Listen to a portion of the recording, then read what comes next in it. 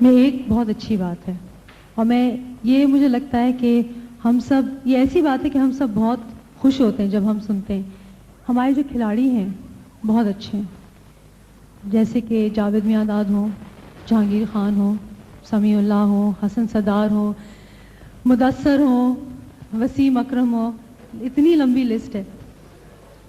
کوئی اور، کسی اور کا نام یاد آ رہا ہے؟ ہاں، ویسے میں عمران خان کو بھولی نہیں. یہ ہے کہ ہم اس پروگرام میں عمران خان کا انٹرویو دکھائیں گے جو کہ ہم نے ان کے امریکہ جانے سے پہلے ریکارڈ کیا تھا، اور وہ ایسا انٹرویو ہے کہ جس میں ہم نے نہ ان سے کرکٹ کے بارے میں پوچھا تھا، نہ یہ پوچھا تھا کہ ان کی شادی کب ہو رہی ہے.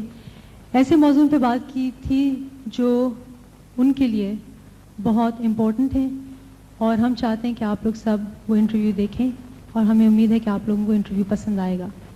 عمران صاحب، جو آپ کی پچھلی 2 کتابیں جو آپ نے لکھی تھیں وہ تو زیادہ تر کرکٹ کے بارے میں تھیں، لیکن اب جو کتاب آپ لکھ رہے ہیں اس کا تو ایک کوئی الگ ہی موضوع ہے، تو آپ ہمیں بتائیں گے کہ کس پہ لکھ رہے ہیں کتاب؟ یہ کتاب انڈس کے اوپر ہے، اور اس کو لکھنے کا میں نے اس لیے سوچا کیونکہ میں نے ایک چیز ریئلائز کی کہ پاکستان کے باہر اور پاکستان میں بھی لوگوں کو اس چیز کا آئیڈیا ہی نہیں کہ پاکستان کی کتنی عظیم ہسٹری ہے، اور پاکستان میں کتنی خوبصورت جگہیں ہیں، اور کلچر کتنا فرق ہے لوگوں میں. کراچی سے لے کے سکردو تک لوگوں کی عادتوں اور ہسٹری اور سب چیز میں اتنا ویری کرتی ہے یہ. تو میں نے سوچا تھا کہ اس طرح کی کتاب بہت انٹرسٹنگ رہے گی اور پاکستان کو پاکستان سے باہر پروموٹ بھی کرے گی. اچھا، اس سے پہلے کہ ہم کچھ اور باتیں کریں، میں چاہ رہی ہوں کہ آپ کو ہم مبارکباد پیش کریں اپنی طرف سے بھی اور ہمارے ناظرین کی طرف سے بھی، کیونکہ آپ پہلے پاکستانی ہیں جن کو یونیسیف نے اسپیشل ایمبیسڈر اپوائنٹ کیا ہے، اور سب سے بڑی بات یہ ہے کہ آپ پہلے ایشین ہیں جن کو ڈیولپنگ نیشن سے یہ اعزاز ملا ہے. تو آپ یہ ہمیں بتائیے کہ یونیسیف کا ظاہر ہے ہم سب نے نام سنا ہے، لیکن آپ خاص طور پہ کیا کام کریں گے یونیسیف کے ساتھ؟ یونیسیف کا جس طرح آپ کو پتہ ہے کہ جو کام ہے وہ بچوں سے ریلیٹ کرتا ہے، ان کے ہیلتھ اور بچوں کے کیئر کے لیے. تو میں بھی اس کو ایک بہت بڑا فخر سمجھتا ہوں کہ مجھے یونیسیف نے اس قابل سمجھا کہ میں ان کی کسی طرح بھی مدد کر سکتا ہوں، کیونکہ میرے خیال میں یہ بہت ہی عظیم آرگنائزیشن ہے جو ساری تھرڈ ورلڈ میں بچوں کے لیے جو بھی وہ کر سکے کرتے ہیں. ان کے بہت پروگرامز ہیں. میری فنکشن جہاں تک میں سمجھتا ہوں وہ یہ ہے کہ یونیسیف کے کئی پروگرامز ہیں، مثلا چائلڈ امیونائزیشن، اس میں وہ مجھے یوز کریں گے پبلسائز کرنے کے لیے. آپ بہتر صحت کو پروموٹ کر رہے ہیں، لیکن یہ بتائیے کہ یہ جو منشیات کی لعنت جو ہے، جو ہمارے خاص طور پہ جو ینگر جنریشن کو تباہ کر رہی ہے، تو اس کے بارے میں آپ کچھ کہنا چاہیں گے؟ دیکھیں، جو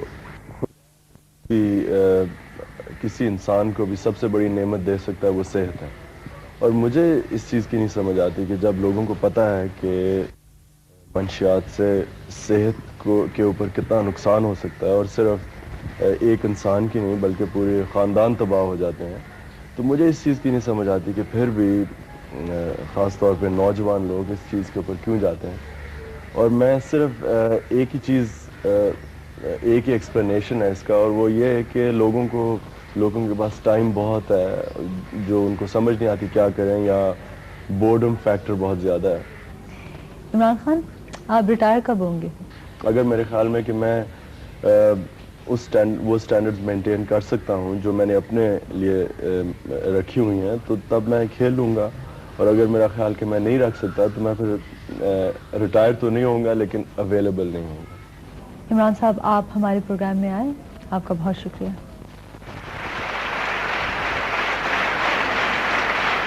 اچھا لگا نا؟